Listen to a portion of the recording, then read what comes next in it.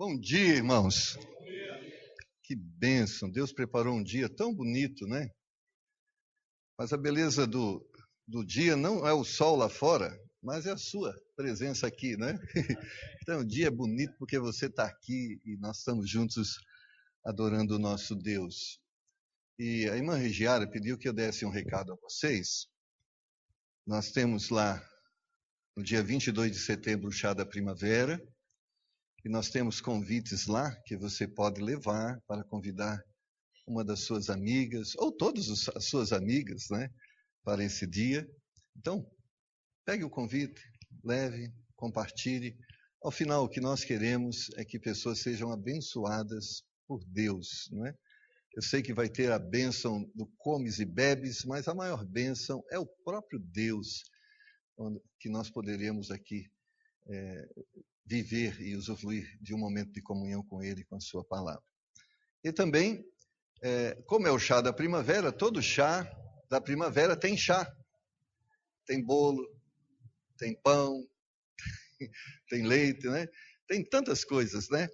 E se você quer ajudar, né, compartilhando com aquelas pessoas que estarão aqui nos visitando, do seu dom, do seu talento, você que tem acompanhado aí os reality shows de MasterChef, e tem aprendido aí a fazer coisas gostosas. Então, talvez esse seja um bonito dom que Deus tem te dado. Então, venha compartilhar.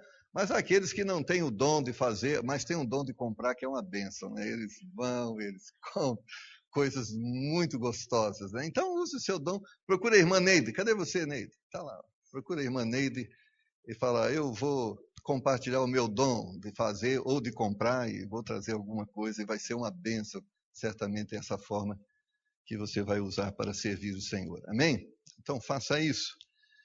E queremos agradecer ao Senhor e dessa forma, reconhecer que você foi um instrumento de Deus para abençoar a obra de Deus. Pela graça de Deus, o piano está pago.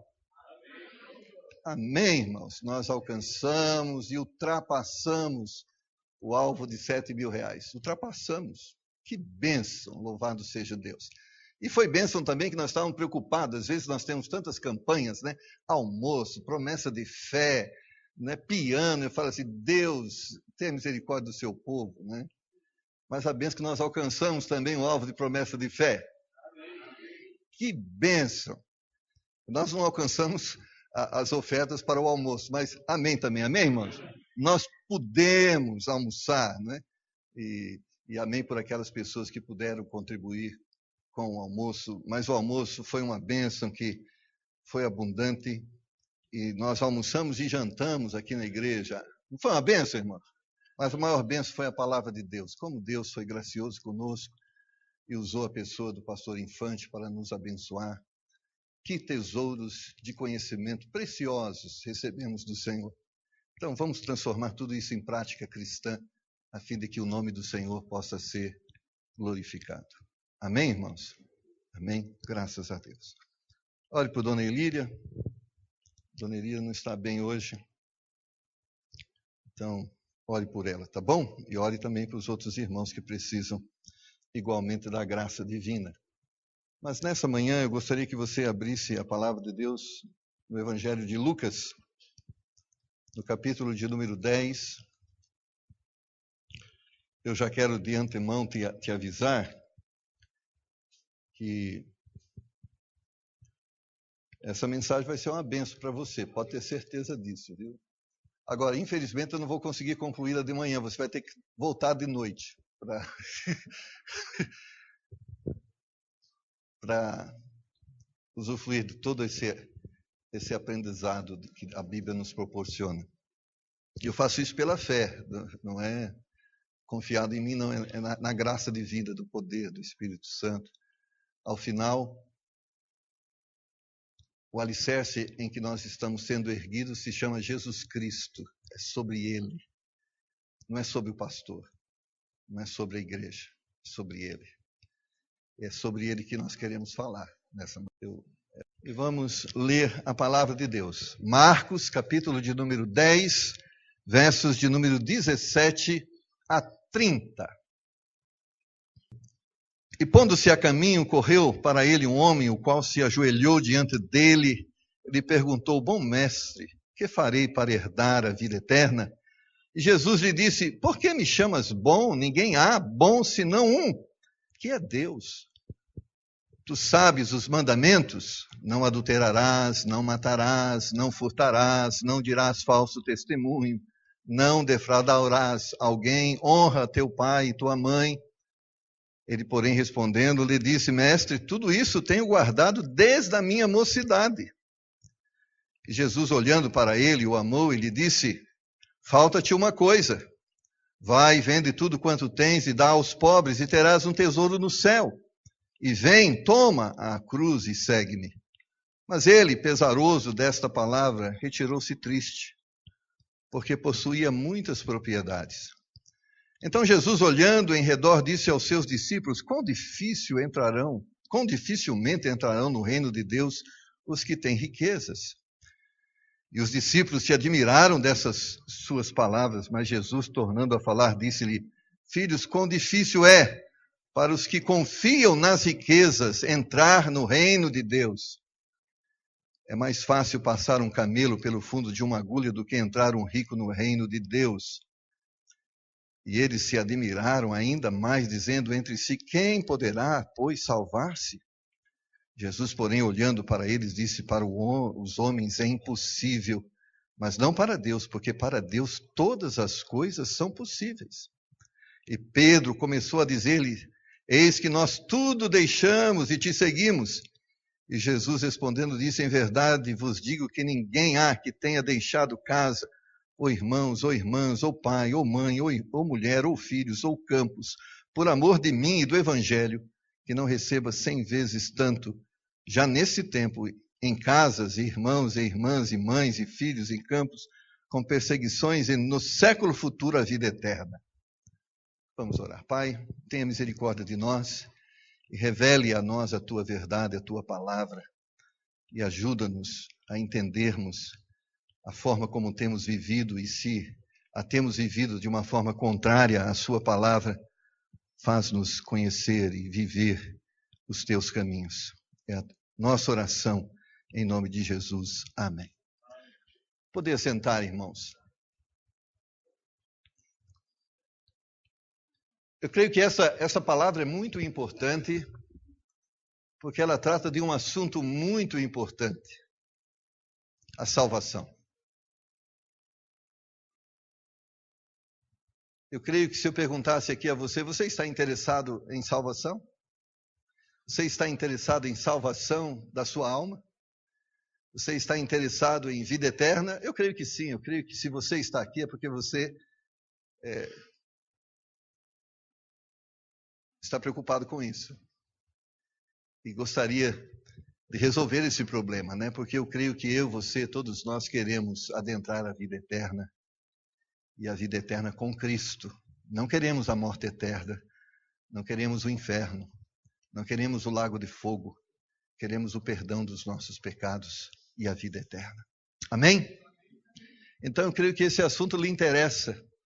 Interessa a mim, interessa a você, interessa a nós. Então preste atenção nisso, é muito importante para você. Esse texto começa com um episódio, no verso 17: pondo-se a caminho, correu para ele um homem, o qual se ajoelhou diante dele e lhe perguntou: bom mestre, o que farei para herdar a vida eterna? E nos outros evangelhos, a Bíblia identifica esse homem como um príncipe, como alguém muito importante. E nós podemos perceber na atitude desse homem que ele tinha um nobre interesse, um bom interesse. E esse interesse é demonstrado pelas suas atitudes. Humildade, ele se ajoelha diante de Jesus Cristo. Ele diz: olha, eu creio que o Senhor pode me ensinar alguma coisa sobre esse assunto, e eu quero que o Senhor me ensine sobre isso. A Bíblia fala da disposição, ele correu, ele não foi andando, era um assunto muito importante e ele queria resolver isso logo. Eu sei que ele, como nós, sabemos que nossa vida é passageira. O que garante que você vai estar vivendo amanhã, nem eu, nem você garantimos nada. Nem, tão pouco você talvez já tenha feito o seu check-up e o médico disse que você está ótimo, perfeito. Como diz o irmão Francisco, só está velho, um pouquinho, mas está perfeito. Mas isso não garante que você vai viver mais 5, 10, 15 dias, anos. Então ele correu, era um assunto interessante e necessário, ele tinha interesse por isso, e você deve ter interesse por isso. Eu creio que você deve estar preocupado e deve se preocupar com a sua vida eterna. Nós somos físicos e espirituais. O corpo vai se desfazer e se tornar pó. Mas o espírito da vida não veio do pó, veio de Deus. E a Bíblia diz que ele volta para Deus. Todo homem vai retornar à presença de Deus. E esse homem entendia isso e ele tinha pressa em resolver essa questão e queria ter paz com respeito à vida eterna. E ele estava procurando, não só agora, mas o texto diz que ele estava, desde a sua infância, procurando essa salvação. Parece-nos que esse homem humilde tinha interesse pela salvação. Mas é interessante. Será que esse interesse pela salvação dele era o interesse que revelava um espírito correto? Será que ele estava com essa atitude dizendo, olha, eu creio que Jesus Cristo, tu és o Salvador, e eu quero receber do Senhor as informações, porque eu creio que o Senhor pode me dá-la. Ele estava ali dizendo, olha, tu és a verdade, e eu estou interessado por essa verdade, eu quero seguir essa verdade. Infelizmente, o texto vai dizer que esse homem, apesar de demonstrar humildade, era uma falsa humildade. Na realidade, o texto vai revelar que ele estava preocupado, não porque era pecador e precisava se afastar do pecado, mas ele estava preocupado era consigo mesmo. O seu interesse não era por uma verdade transformadora e libertadora, mas era uma verdade conveniente. Ele estava preocupado com a sua imagem. Ele queria ser um bom religioso, ele queria ser reconhecido como um bom religioso diante da sua sociedade. Infelizmente, irmãos, este homem é como muitos homens do nosso momento. Ele, como muitos, amam mais a si mesmo do que a verdade. Existem muitas pessoas que estão procurando a religião, mas não porque estão procurando a verdade, que nós cremos que existe e ela é única, mas estão preocupados porque eles gostariam de ter mais dinheiro, eles gostariam de ser mais saudáveis, eles gostariam de estar melhor socialmente. Então eles estão procurando Deus não por causa de Deus, mas estão procurando Deus por causa de si mesmo. E quando a sua religiosidade não provoca os resultados que o seu eu, o seu ego buscam, ele muda de religião. Quando um dia eu conheci um jovem, ele disse, depois de um tempo que nós estávamos discipulando ele, ensinando a palavra de Deus, ele disse, olha, pastor, eu vim aqui interessado numa coisa só. Eu era bem de vida, perdi os meus bens, e eu vim aqui entendendo que Deus poderia devolver os meus bens. E eu tenho percebido, depois desse tempo, que isso não tem acontecido. Então, se Satanás vai me dar os meus bens, eu vou então servir a Satanás. Talvez te estranha essa palavra, mas há muitas pessoas que venderam as suas almas para o diabo em troca de riqueza. Há muitas pessoas que venderam o seu caráter por causa de riqueza. Há muitas pessoas que comprometeram a sua moral, a sua integridade por causa de riqueza. Então não é de se estranhar que pessoas escolham o diabo e não Deus, porque estão mais interessados no seu bem-estar terreno do que na sua vida eterna.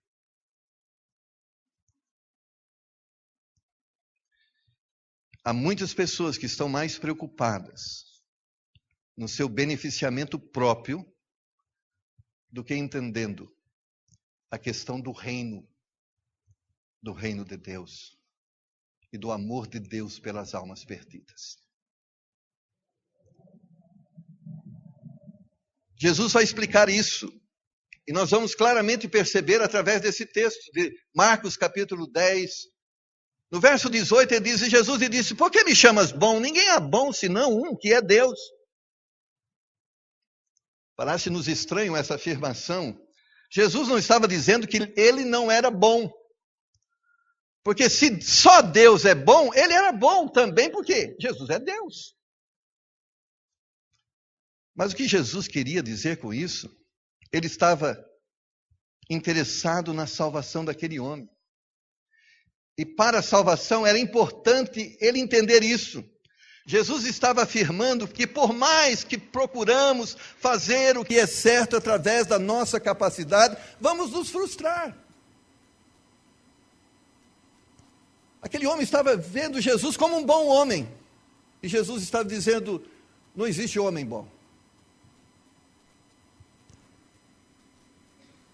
Ou seja, se você está querendo aprender comigo a como ser um bom homem, e aprendendo e vendo algumas mulheres aqui, querendo aprender com ela como ser uma boa mulher para ir para o céu, então esquece, você não vai para o céu.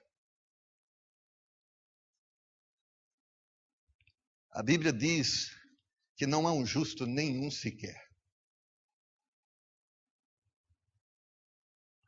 A Bíblia afirma que o homem natural não tem como agradar a Deus.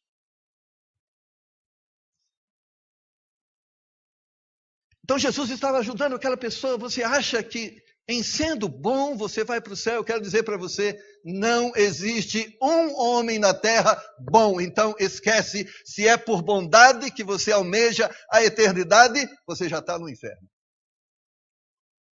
Ah, pastor, eu sou ruim, mas não sou ruim como os outros. Se pôr na balança, eu tenho mais coisa boa do que coisa ruim. E o problema é o que te leva para o inferno, não é as coisas boas que você faz, mas as coisas ruins que você faz. Elas te afastam de Deus.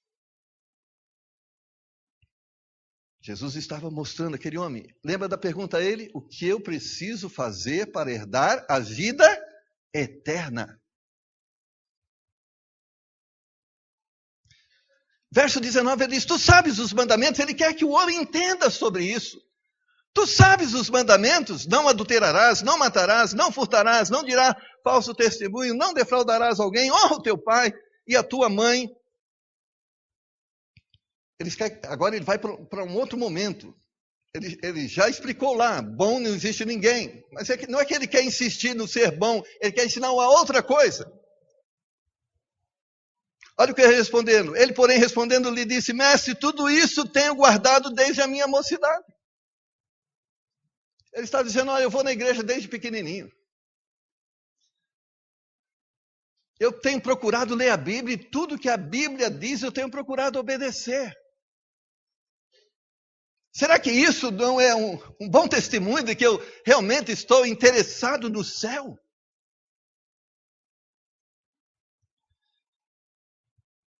Ele queria ser salvo, como nós também. Ele achava que praticava tudo que Deus requeria como valor moral. Lembra do seu coração? Ainda não entendia corretamente. Ele precisava entender que era pecador.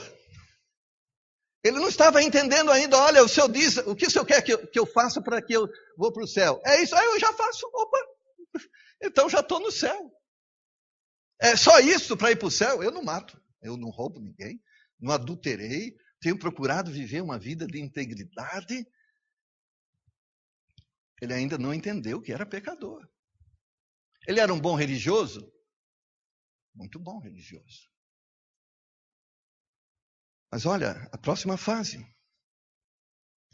Ele precisava entender que todos somos pecadores, por mais que queiramos fazer certo, não vamos conseguir. Você já matou alguém? Quem aqui já matou alguém? Não, precisa levantar a mão.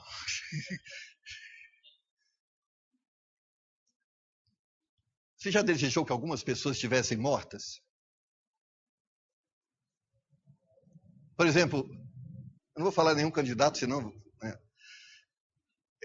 eles vão querer direito de resposta, então nós não vamos poder dar, né? Então, alguns desses políticos, você gostaria que tivesse morto? Por exemplo, pena de morte, você acharia que deveria ser uma boa solução para a questão? A Bíblia diz: se você já desejou a morte de alguém, você já matou.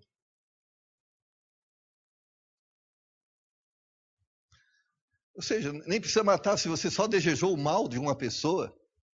Eu gostaria que ela pagasse por tudo que ela tem feito. Opa! Já pecou. Será que realmente ele nunca tinha feito nada? Olha, eu nunca saí com outra mulher, nunca saí com outro homem. Mas você, quando uma mulher bonita passou, você continuou olhando para frente ou...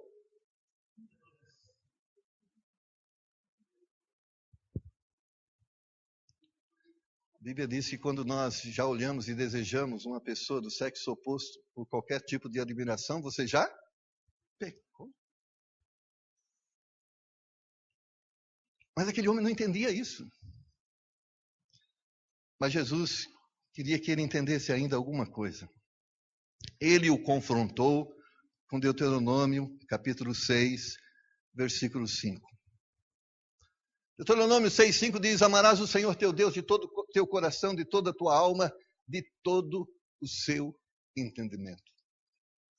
Deuteronômio capítulo 6, versículo 5 diz que quando nós queremos a salvação, Deus precisa ser Senhor da nossa vida. Por que precisa ser Senhor? Nós não sabemos o caminho da salvação, precisamos que Ele nos guie por esse caminho da salvação. Então, para sermos salvos, a Bíblia vai dizer, no Salmo 37, versículo 5, entrega teu caminho ao Senhor. É Ele que tem que te guiar. Você não sabe. Somos incapazes, incompetentes. Verso 21 diz: Jesus, olhando para ele, o amou e disse: falta-te uma coisa, vende tudo quanto tens e dá aos pobres e terás um tesouro no céu, e vem, toma a sua cruz e segue. Ele precisava entender que através do seu esforço ele não teria a vida eterna. Ele precisava aceitar o senhorio de Deus na sua vida. Essa é uma coisa muito difícil. Porque às vezes a gente quer seguir Deus do nosso jeito. Isso já se tornou um conceito filosófico social. Cada um segue Deus do seu jeito. Eu não entendo isso, cada um seguir Deus do seu jeito. Se Deus só anda por um caminho, então não existe cada um segue Deus do seu jeito. Porque se nós todos estamos seguindo a Cristo, e Cristo só tem um caminho, uma verdade, só existe uma vida, logo todos nós deveríamos estar fazendo a mesma coisa. Não sei o que você entende. O que é não mentir? O que é não mentir? Ah, não, mas isso aqui é uma mentirinha. É mentirinha branca, é por um bom motivo. Mentira é mentira. Ah, mas eu fiz isso porque a pessoa me provocou. Então, só se não provocar, a gente faz o que é certo. Se provocar, a gente não reage da forma correta. Então, a moral é o quê? A moral é conveniente ou um valor? O problema é que, para muitos, a moral é só conveniente, não é um valor. Porque a moral, quando é um valor, você ama o bom e o ruim, porque é valor. Caráter, quando é um valor, quando te enriquece, você pratica, e quando te empobrece, você pratica, porque é valor. Mas as pessoas querem seguir Deus assim: olha, Deus, do meu jeito, o Senhor me aceita? Aceita você, o seu jeito não. Essa é a verdade. Seja bem-vindo. Mas você quer me seguir? Então, tem que fazer o que eu quero. Tem que andar por onde eu estou andando. Ou seja, se nós queremos ter a vida eterna, Deus precisa ser Senhor da nossa vida. Porque muitas pessoas querem a salvação de Deus, mas não querem Deus. As pessoas não gostam de ouvir que imoralidade é pecado, que injustiça é pecado, que corrupção é pecado, que mentira é pecado, que maldade é pecado. As pessoas gostam disso. Ah, Deus me aceita como eu sou. Deus te aceita, mas não aceita como você é. Entenda isso. Deus ama você, mas não ama o seu pecado. Então, por isso, aquele jovem precisava entender: o caminho da salvação não é fácil. É contra a nossa natureza, nossos desejos humanos. Só Deus pode nos conduzir por Ele. Ele estava dizendo: olha, se você quer ser salvo, eu preciso te guiar pelo caminho da salvação. Você precisa me seguir, porque o próprio Senhor Jesus vai afirmar: eu sou o caminho, eu sou a verdade, eu sou a vida. E aqueles que me seguem não andam em trevas. Então não tem que seguir Deus do seu jeito. Não existe uma igreja para cada pessoa. Não existe uma interpretação bíblica para cada pessoa. A verdade é única. O caminho é único. E não é o meu caminho, tampouco o seu, tampouco o batista, tampouco o alexandrino. O caminho é o de Deus. O dinheiro não pode comprar salvação. Ah, mas com ele eu ajudo os pobres. Não pode comprar salvação. Com ele eu ajudo a obra missionária. Não pode comprar salvação. Eu ajudei a comprar o piano. Não pode comprar salvação. Porque o problema para a salvação é um só. Se chama pecado. Repete comigo. O problema para a salvação se chama? Esse é o problema. E quem pode resolver esse problema? Só Jesus. Ele diz: o sangue de Jesus Cristo, seu Filho, nos purifica do quê? Da pobreza, da doença, do pecado. O problema é pecado. O homem vai para o inferno por causa dos seus pecados, por causa da mentira, da imoralidade, da violência, da forma inconsequente que ele anda. É por isso que ele vai para o inferno. E ele vai para o inferno porque, apesar de Deus ser amor, ele é justo e ele é santo. E porque ele é santo e justo, o culpado ele não terá por inocente. Deus oferece oportunidade a todos, mas as pessoas escolhem. E ele entende que nós não conseguimos, com a nossa força e capacidade, adentrar a eternidade. Então, por isso ele diz: me siga. E siga de uma forma, se afaste de tudo que você está abraçando, entendendo que através disso, você vai ser uma pessoa bem-sucedida. E por quê, irmãos? Na cultura do Oriente Médio, e sobretudo na cultura religiosa daquela época, riqueza significava bênção. Os saduceus, eles acreditavam que a verdade de Deus, ela deveria ser praticada, mas que esta verdade só produziria benefícios no plano terreno e no momento. Tanto é que Paulo vai combater essa heresia em 1 Coríntios capítulo 15, falando sobre a ressurreição. E havia muitos religiosos que não criam na ressurreição. Achavam que o benefício da fé era aqui e agora. Então, quando Jesus toca nesse ponto, ele estava tocando num ponto muito sensível para aquele homem. Ele concebia a questão da riqueza como prática religiosa, ou seja, eu sou rico porque sou bom. Eu sou rico porque eu temo a Deus. Eu sou rico porque Deus tem me abençoado, porque eu tenho sido bonzinho com Ele. Há muitos ricos que vão para o inferno. Porque riqueza não necessariamente simboliza bênção. Talvez imoralidade, corrupção, violência.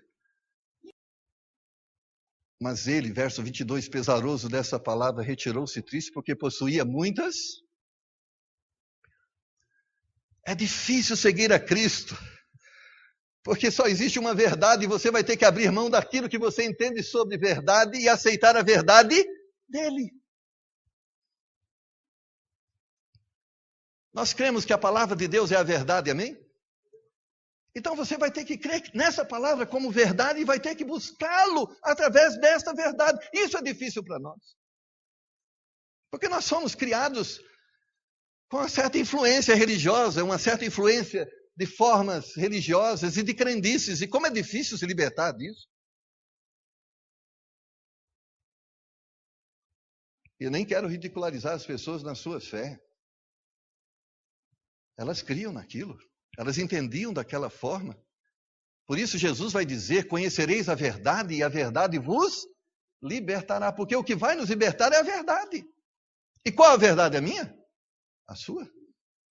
A da igreja X ou Y? Não. A verdade da palavra de Deus. Ele cria que bênção era sinal de espiritualidade. Porque há muitas pessoas, quando vê o irmão pobrezinho, esse irmão deve estar cheio de pecado. Ele está doente com câncer. Ih, deve ser pecador. Câncer deve ser pecado grande. Então, o leproso, coitado, foi para o inferno, né? Mas graças a Deus foi para o céu. E ele era pobre e foi para o céu. Então não é riqueza nem saúde que significa que somos salvos. O que torna-nos salvo é que nós deixamos tudo para seguir Jesus. Porque entendemos é que Ele que nos leva para o caminho da salvação. Era uma escolha que afetava a sua imagem social. Ele tinha que vender o seu Mercedes-Benz, seu BMW. O que as pessoas agora iam pensar dele? Porque até então as pessoas olhavam para ele, aí está o homem piedoso, aí está o homem temente a Deus. Esse realmente é o homem que tem canal direto com Deus, porque olha... E agora o que as pessoas iam falar? Ele vai ter que andar de bicicleta. Nem sei se bicicleta, talvez não tenha dinheiro para comprar bicicleta, porque vendeu tudo. E deu dinheiro para os pobres, não tinha nada. Deus queria esvaziar as mãos deles para dizer através disso, nada que você tem te leva para o céu. Tem que vender tudo. Não é que Deus estava dizendo só pobres vão para o céu, não era isso. Ele estava dizendo, querendo ensinar outra coisa, dinheiro não compra o céu. Houve um momento na história que a igreja vendeu essa ideia. Lembra das indulgências? Depois que você contribuir e o dinheiro chegar no cofre da igreja, você vai sair do purgatório. Olha que legal. Não é um negócio... Irmão, se o céu fosse conquistado com um pouquinho de dinheiro, a gente compraria. A gente compra tantas coisas bestas com dinheiro, não poderia comprar salvação? Muito mais fácil, né? Mas não compra. Então Jesus, olhando em redor, disse ao seu discípulo, quão difícil entrarão no reino de Deus os que têm riquezas. Aí os discípulos ficaram perturbados, eu não entendi muito bem isso. Jesus responde, os que confiam nas riquezas. Não era a riqueza o problema, é os que confiam na riqueza. A sua paz, a sua segurança, a sua alegria é comprada com dinheiro? Então você não tem paz. Porque não é um prato caro que faz com que as pessoas te amem mais do que devem ou estão te amando. É só se elas tiverem amor de Deus. Porque se o amor é comprado, não é amor. Se a sinceridade é comprada, não é sinceridade. Observa, Jesus estava dizendo, é mais fácil passar um camelo pelo fundo de uma agulha do que entrar um rico no reino de Deus. Ele está dizendo, aquele que confia na riqueza não tem como ser salvo. Ele não está dizendo que existia alguma, e muitos entendem esse camelo passando de uma agulha, uma porta lá na cidade de Jerusalém, que existia uma portinha pequena, que a grande abria para o camelo passar, mas quando ela estivesse fechada, aquela pequena não dava para o camelo dar. O camelo era uma agulha e a corda era uma corda grossa. Ele estava dizendo, olha, se depender do esforço humano para ir para o céu, ninguém vai para o céu. Então ele estava dizendo, é mais fácil, eu disse, se isso acontecesse, então o homem poderia ir para o céu através das obras. Como isso não acontece, então ninguém vai para o céu. E o que Jesus quer dizer com isso? Que salvação, irmãos, é um milagre. Salvação é um milagre da graça divina. por mais que nos esforcemos para conquistar salvação através das nossas atitudes, não vamos conseguir. Só Deus pode fazer. E quando a visão que temos que é só Deus que pode fazer, quando as coisas que precisam acontecer, entendemos que só Deus pode fazer, nós vamos chegar a esse entendimento, que é um milagre, porque coisas que só Deus faz, a gente chama milagre. O homem não pode fazer, o dinheiro não pode comprar, a sociedade não pode produzir em nós mesmos não podemos conquistar. Então é só Deus. Você já chegou naquele momento que é só Deus? Chegou lá no médico, o médico disse, olha, tem jeito não. Quando chegou nesse momento, o que você entende? Só Deus. Quando você olhou lá, o telefone tocou, olha, você tem que pagar. Eu falei, olha, só Deus. Milagre. Já chegou naquele momento do relacionamento conjugal, quando tudo conspira contra e falou assim, agora o divórcio chegou. Aí nesse momento você fala, só Deus. Porque é isso que é Deus. Deus é Deus que faz o que nós não podemos fazer. E esse homem, Deus queria que ele entendesse, salvação é um milagre. Só eu posso te dar salvação, você não consegue. Não há outro nome pelo qual podemos ser salvos. Não há outro caminho. Porque só Ele pode resolver o problema chamado pecado. Ele queria ser salvo. Ele achava que praticava tudo que Deus requeria como valor moral. Ele precisava entender que era pecador e que não podia se salvar, e só Jesus poderia salvá-lo. Pedro começou a dizer, eis que nós tudo deixamos e te seguimos. E Jesus respondendo disse, em verdade vos digo que ninguém há que tenha deixado casa, ou irmão, ou irmãs, ou pai, ou mãe, ou mulher, ou filhos, ou campos por amor de mim e do Evangelho, que não receba 100 vezes tanto, já nesse tempo em casas, irmãos, irmãs e mães, e filhos e campos com perseguições, e no século futuro, a vida eterna. Deus toca duas coisas muito delicadas para aquela sociedade e cultura daquele momento. Número 1, a visão de que riqueza simbolizava bênção. Segundo, a família é o bem maior. No Oriente Médio, como também nos mineiros, o baiano, você conhece, né? Família, bem maior. Mainha, painho. Deus me livre. Pode falar de todo mundo, mas não fala da minha mãe, não. Não é assim? Deus está dizendo que você quer seguir a Ele? Ele é mais importante que sua família. Ele é mais importante que o seu dinheiro. Ele é mais importante que o seu trabalho. Se você não entende isso, você não pode seguir. Ele não está dizendo, olha, siga Jesus, você vai sair pobre. Não. Você pode ser rico. Você pode ter 10 filhos. Quem quer ter 10 filhos, levanta a mão. Ninguém quer ter 10 filhos. Minha mãe teve 9, né? E queria ter mais. Minha avó tinha 90 netos. Que bênção. E aquele homem entendia isso. As mulheres daquela época entendiam disso. Se não tivessem filhos, elas se sentiam excluídas, marginalizadas. E a sociedade marginalizava as estéreis. Mas aquele homem precisava entender que Deus era mais importante do que um filho.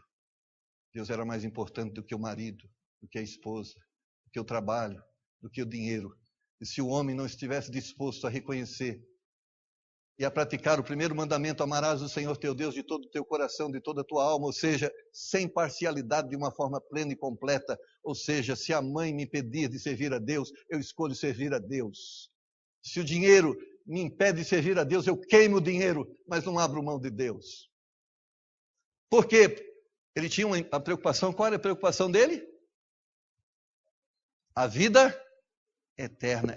Era isso que Jesus estava dizendo. Você está preocupado com a sua vida eterna? A pergunta é, o que você está disposto a deixar para ter a vida eterna? Quando ele disse, falta-te uma coisa. Ele está dizendo, você tem procurado em muitas coisas ser a pessoa que Deus quer que você seja, mas falta uma coisa. Deus precisa ser Senhor na sua vida, Ele precisa governar seu dinheiro, Ele precisa governar sua casa, Ele precisa liderar sua família, e você precisa deixar que Deus faça isso. Ele não está dizendo deixa a riqueza, ele falou põe a sua riqueza na mão de Deus. Ele não está dizendo deixa a sua família, deixa eu liderar você nesse ministério familiar. É isso que ele está dizendo. E se você deixar Deus guiar a sua vida, o Salmo de número 1 vai dizer, tudo que você fizer vai prosperar. Se você deixar Deus guiar a sua vida, a Bíblia diz, ensina a criança no caminho que deve andar e quando crescer não se desviará dele. Você quer uma criança boa, deixa Deus te orientar como você educar o seu filho. Você quer um casamento abençoado, deixa Deus dizer como você deve ser como marido, como você deve ser como esposo, como você deve ser como pai. Deixa, e você vai ver que você vai exponenciar as bênçãos num exponente chamado 100 vezes mais. Sabe o que ele está dizendo? O dinheiro pode comprar, mas eu posso comprar 100 vezes mais do que você pode comprar com o seu dinheiro. A sua família pode te abençoar, mas eu posso te abençoar 100 vezes mais do que a sua família pode te abençoar. Mas para que isso aconteça, você tem que entregar a sua vida para mim. E ele vai dizer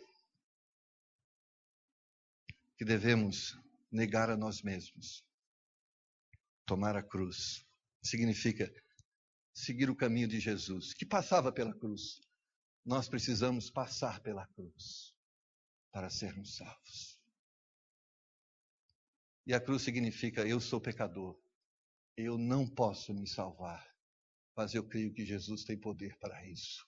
E eu quero entregar minha vida para Ele. Eu quero que Ele seja Senhor da minha vida. E a Bíblia diz, se você crer, você vai ser salvo. Porque você é bom? Porque você tem dinheiro? Porque você tem mulher, filhos? Porque Deus é bom.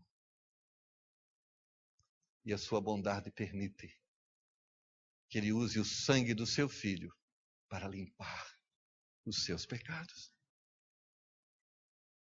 Ele precisava reconhecer que só Deus poderia guiá-lo.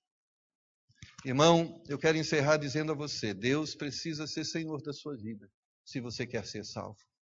O caminho da salvação não é fácil, é contra a nossa natureza. Mas é um caminho que nos leva à vida eterna. E nós estamos interessados por isso. Deus não estava dizendo é pecado ser rico, é pecado amar a família. Ele estava dizendo ame mais a Deus, queira a salvação. E você terá mais do que o dinheiro pode comprar. O que a família pode proporcionar. Elas são bênçãos de Deus, mas se não tiverem Deus, não são bênção. Dinheiro é bênção de Deus, mas quando não tem Deus no dinheiro, é maldição. Deus quer te abençoar, não porque é um ditador, não porque Ele quer te privar da felicidade, mas Ele sabe o que realmente você precisa.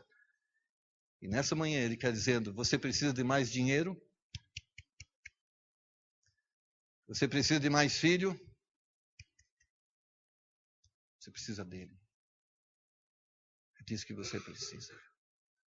Então, o convite de Deus nessa manhã, deixa Deus ser Senhor da sua vida, deixa Deus guiar você, deixa Deus dirigir você. Ele vai te levar por um caminho 100 vezes melhor do que o caminho que você está vivendo. Baixe sua cabeça. Um momento de oração e de reflexão. O que falta para você? Para que você tenha a vida eterna. Talvez seja o que esse homem rico precisava. Jesus como Senhor da sua vida. Jesus está sendo o Senhor da sua vida. Tudo que você tem é dele e é para ele. Se não, hoje é o dia de entregar tudo para o Senhor. Há um cântico, um hino que nós cantamos, tudo entregarei. Tudo. Amarás o Senhor teu Deus de todo o teu coração, de toda a tua alma, de todo o seu entendimento. Deus tocou no seu coração e você gostaria nesta manhã de entregar sua vida ao Senhor. E eu quero orar junto com você. Deus tocou no seu coração e você gostaria de fazer isso. Só levanta sua mão onde você está. Pastor, ore por mim. Eu quero seguir Jesus, eu quero ser guiado por Ele. Ou eu quero compreender mais sobre isso. Eu não entendo. Mas isso me despertou o interesse, eu quero saber mais sobre isso. Levanta sua mão e diga, pastor, ore por mim. Amém. Graças a Deus. Levanta sua mão, pastor, ore por mim. Eu gostaria de entender, de seguir melhor, de viver uma vida que, ao final, me leve à vida eterna. Eu estou interessado por isso. Eu tenho interesse por isso. Vamos orar? Obrigado, Senhor, por nessa manhã podermos estar na sua casa, podemos ouvir a sua palavra. Às vezes ela nos fala de uma forma não tão confortável, mas a tua palavra diz que o Senhor é a verdade. Então, que a sua verdade nos transforme, que a sua verdade nos console. E àqueles que já têm se entregado ao Senhor e que estão vivendo essa verdade, que possam ser consolados nessa manhã. Talvez tiveram que abrir mão de situações confortáveis, mas que sejam confortados nessa manhã por essa verdade. Eles escolheram o melhor caminho. Eles estão indo para o céu. Pai, obrigado, porque temos usufruído desse milagre na nossa vida. Tua palavra diz que de nós mesmos não podemos fazer nada que nos leve à salvação. É uma obra sobrenatural. E obrigado porque esta obra sobrenatural aconteceu na nossa vida. E hoje nós podemos sair daqui dizendo, somos salvos, porque temos seguido a Jesus Cristo. Somos salvos porque o Senhor é Senhor da nossa vida. E se há alguém ainda que não te conhece, na amplitude que precisa conhecer para se entregar, que ainda em tempo oportuno possa te conhecer. É a nossa oração em nome do Senhor Jesus. Amém.